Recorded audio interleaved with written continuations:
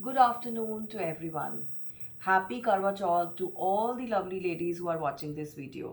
मैं doctor Gursimran Kaur, consultant gynaecologist Fortis hospital Ludhiana, आपको आने वाले करवा चौथ की बहुत बहुत बधाई देती हूँ।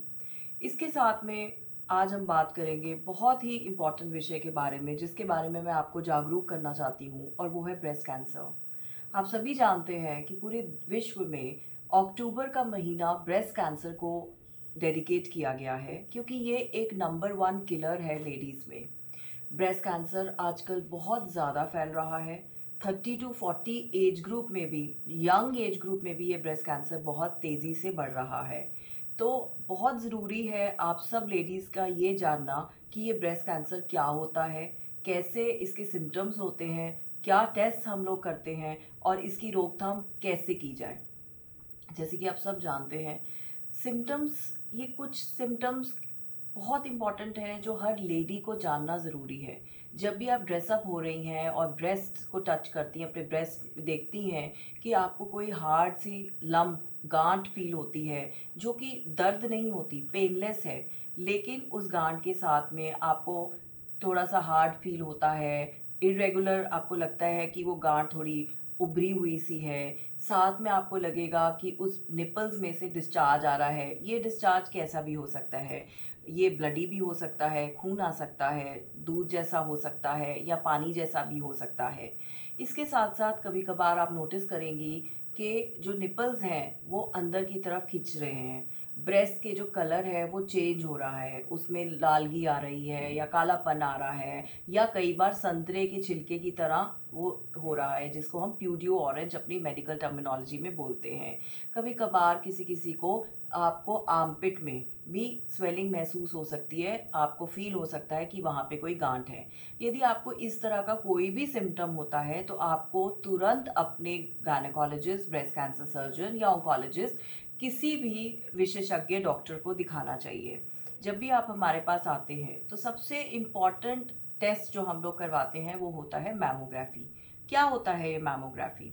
मैमोग्राफी एक लो डोज एक्सरे है ब्रेस्ट का। इसमें ब्रेस्ट को 2 एक्सरे प्लेट्स के बीच में रखा जाता है और 2 व्यूज खींचे जाते हैं, जिसको क्रेनियोकॉर्डल और मीडियोलैटरल व्यूज बोलते हैं। इसमें हम ये देखते हैं कि जो गांठ हमें नज़र आ रही है या हमें पता लग रहा है कि ये गांठ है, क्या वो एक्सरे में देखने में कैंसर जैसी दिखाई दे रही है या नहीं।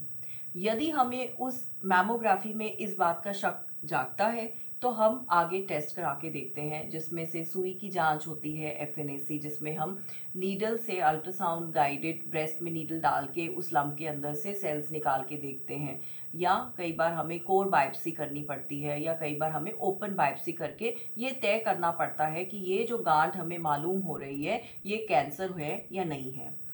ये बहुत इम्पॉर्टेंट है कि ब्रेस्ट कैंसर को जितनी अर्ली स्टेज में पकड़ा जाए उतना उसका बेटर उपचार है, उतनी जल्दी मरीज ठीक होता है, और आगे चल के 5 साल सर्वाइवल रेट भी उस मरीज का ज़्यादा होता है।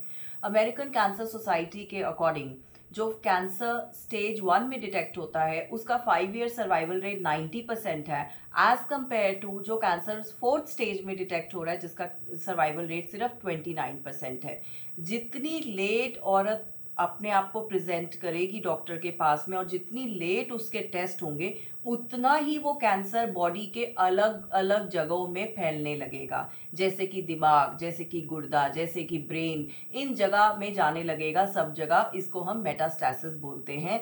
तब इसमें कीमोथेरेपी या अदर तरह की थेरेपी हमें करनी पड़ती है, लेकिन 5 ईयर सर्वाइवल रेट कम हो जाता है। आइए जानिए कि मैमोग्राफी ये स्क्रीनिंग जो प्रोसीजर होता है, जिससे हमें ये पता लगता है कि फिजिकल सिम्टम्स, लंप आने से पहले ही हमें पता लग जाए कि ब्रेस्ट कैंसर होने का खतरा है या नहीं है। तो अमेरिकन कैंसर सोसाइटी ये रेकमेंड करती है कि हर औरत को 40 इयर्स एंड अबव मैमोग्राफी सालाना करानी चाहिए। इसके अलावा अगर आप हाई रिस्क कैटेगरी में आते हैं तो आपको ये मैमोग्राफी 30 ईयर्स से शुरू, 30 साल की उम्र से ही शुरू कर देनी चाहिए। क्या होती है हाई रिस्क कैटेगरी?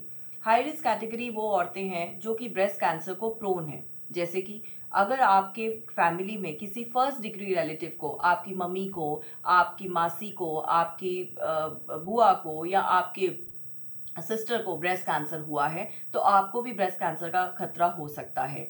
यदि आपके अंदर ब्रेस्ट कैंसर कॉजिंग जीन्स हैं, जैसे कि BRCA1, BRCA2, जो कि हम ब्लड टेस्ट से निर्धारित करते हैं कि क्या ये जीन्स आपके अंदर हैं या नहीं है। कई कई फैमिलीज में एक सिंड्रोम होता है, लियो-फिरमोनी सिंड्रोम, कॉर्डन सिंड्रोम, और भी तरह के सिंड्रोम्स होते हैं जो कि डॉक्टर पहचान सकता है आपकी हिस्ट्री द्वारा।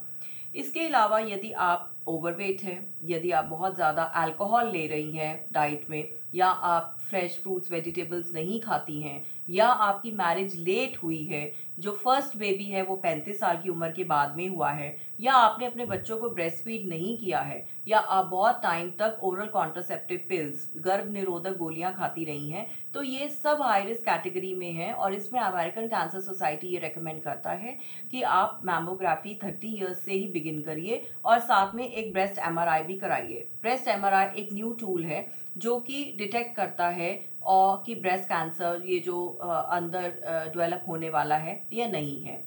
इसके अलावा हमारे पास अल्ट्रासाउंड होता है और clinical breast examination.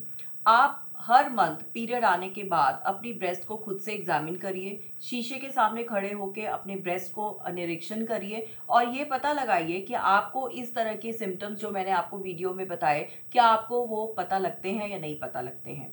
Breast cancer से डरने की ज़रूरत नहीं है, उसको पहचानने की ज़रूरत है, उससे लड़ने की ज़रूरत है, और जितनी जल्दी आप इस चीज़ को पता लगाएंगे उतनी जल्दी आप ठीक हो जाएंगे।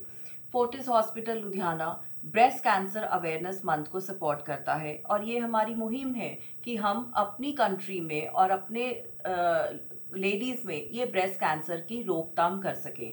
इसके लिए ये मैमोग्राफी टेस्ट 50% डिस्काउंट पे फोर्टिस हॉस्पिटल लुधियाना ने इस महीने लॉन्च किया है। साथ ही में आपको फ्री गायनी कंसल्टेशन और फ्री ऑन्कोलॉजी कंसल्टेशन भी फोर्टिस हॉस्पिटल लुधियाना द्वारा प्रोवाइड कराई जाएगी। तो मेरी आप सबको ये सलाह है, आप ज़रूर अपना करवा चौथ बहुत प्यार से मनाइए। साथ में आप लोग अपने हेल्थ का भी बहुत ज़्यादा ख्याल रखिए और अपने आसपास की लेडीज़ को भी इस मामले में जागरूक करिए ताकि हम लोग ब्रेस्ट कैंसर पे जीत पा सकें। Thank you everyone.